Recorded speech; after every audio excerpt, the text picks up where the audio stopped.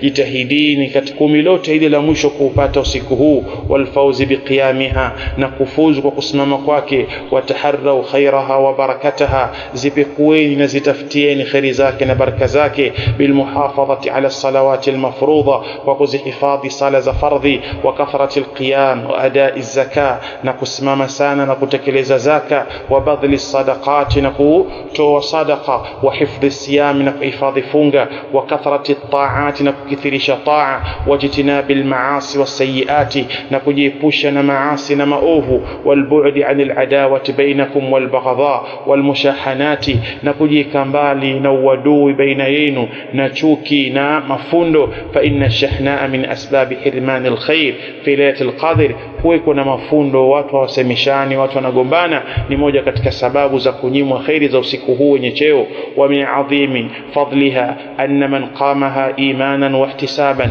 na katika ubora wa fadhila zake kwamba yule ambaye atakayesimama usiku huo akiwa na imani na kutaraji ujira,